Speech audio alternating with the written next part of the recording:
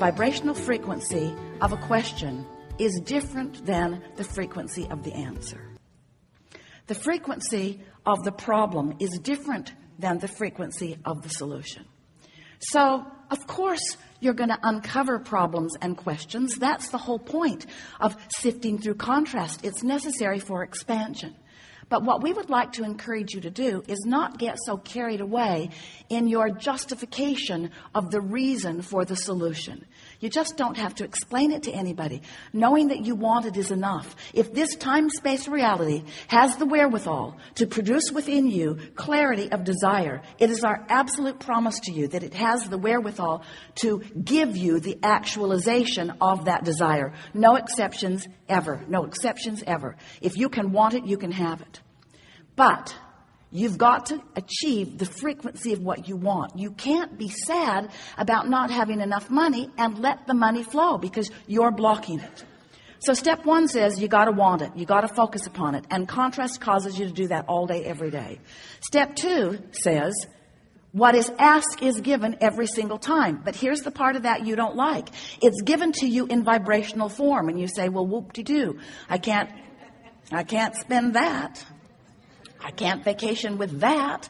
And we say, but you have to accept that it is given to you in vibrational form, and then you've got to figure out somehow, some way to become a vibrational match to that vibrational frequency. And when you do, so here's the story we like to explain to you. You are here in your physical body after having come from non-physical. The non-physical part of you still remains non-physically focused. You sift through the contrast. You're lovely and very good at it. And as you focus in your life, you give birth to all kinds of new intentions, which we all revel in because the expansion of the universe is all about that. So you're launching all of these rockets of desire that are being held in this vibrational reality. We've been calling it your vortex. It's this spinning reality that law of attraction is holding together. And all cooperative components are being assembled about everything that you want. The question is, when are you going to be a cooperative component to your own intentions?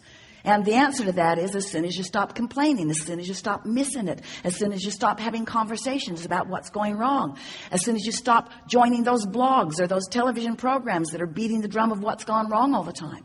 It's all right to do that a little bit because it causes expansion in your society and in you as an individual. But when you spend so many hours active in the vibration of unwanted, you prevent the solution that has already been rounded up by law of attraction in your vortex. You prevent that solution from revealing itself to you, better said, from you being in a position where you can receive the revelation, the realization, the actualization of that.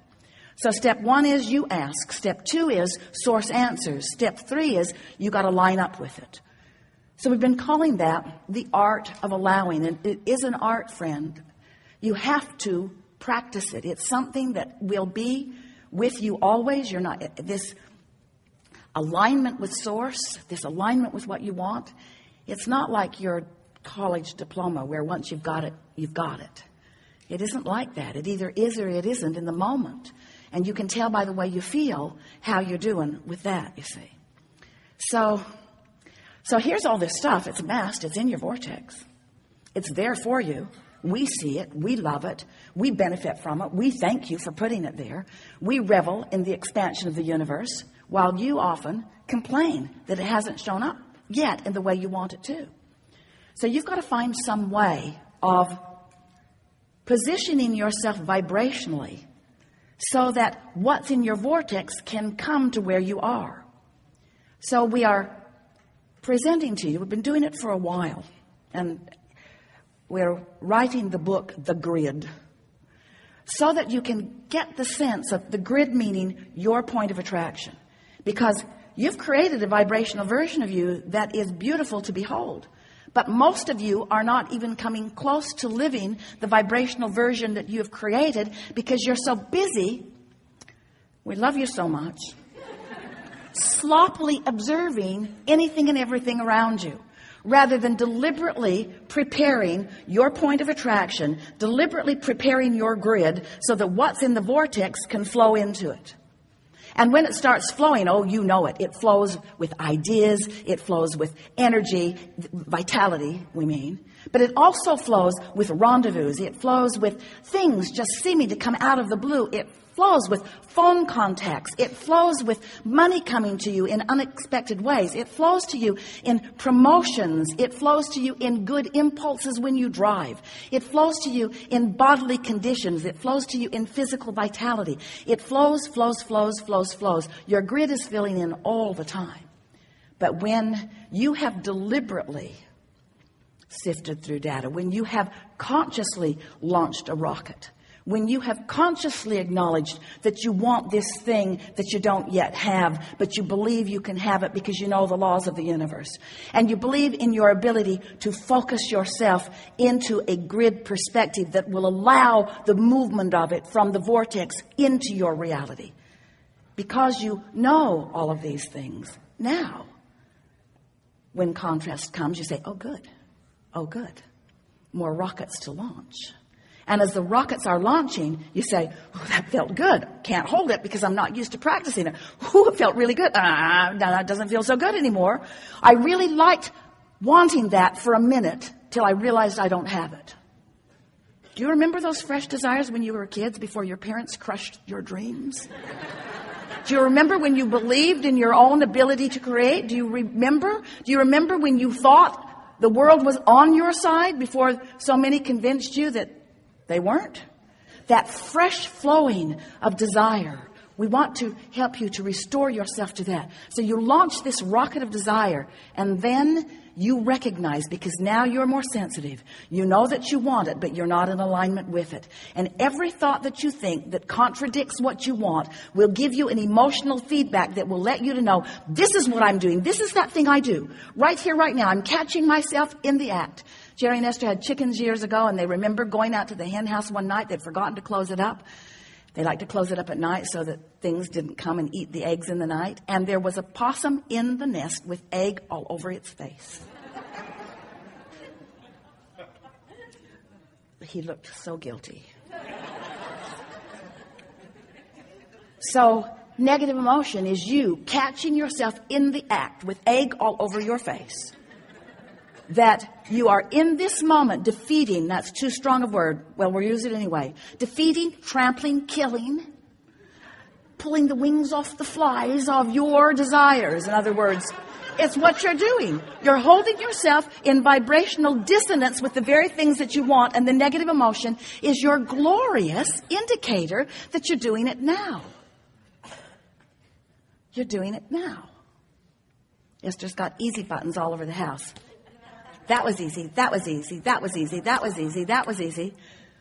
She's thinking about getting one. You're doing it now. You're doing it now because you are aware when you will know what negative emotion means, that you are in that place where you are not holding it off forever, not defeating it, but certainly slowing it down. Slowing what down? Slowing down your ability to stand. You begin again. You have created a grid. Because there is one, you're standing in the middle of your grid all the time. You've created a grid that is keeping you from being keenly aware of the most productive, most fun, path of least resistance step toward whatever things that you are wanting that are in your vortex. You see how it works? You are the creator of your own reality. You are the vibrator of your own being. You are the discerner and the decider and the accomplisher of your own point of attraction. And it is so much fun when you deliberately sift through the contrast. Yay, stuff to choose from. You launch a rocket, and even though you can't hold it necessarily the first time, you know you can work your way around to that because there are endless processes to help you do that. And then when you finally accomplish that alignment with what you want, and the energy starts moving, and we love the word momentum. You feel the momentum of forces moving to assist you in the accomplishing of what you want. And this is the most important thing that we want to call your attention to. Because often, as humans, we love you very much. You think you want to launch the desire and you want to get it. Boom, boom, boom. I want to know what I want. I want to want it. I want to launch it. I want to line up and I want to get it. And we say, Yes, you do. And we want that for you. We want that for you. We want that for you. But we love the process of life. We love the process, the delicious process of choosing, and the delicious process of launching the rocket, and the delicious process of knowing that you're not keenly in alignment with it, or maybe not even close to it. And then the process of deliberately lining up with it.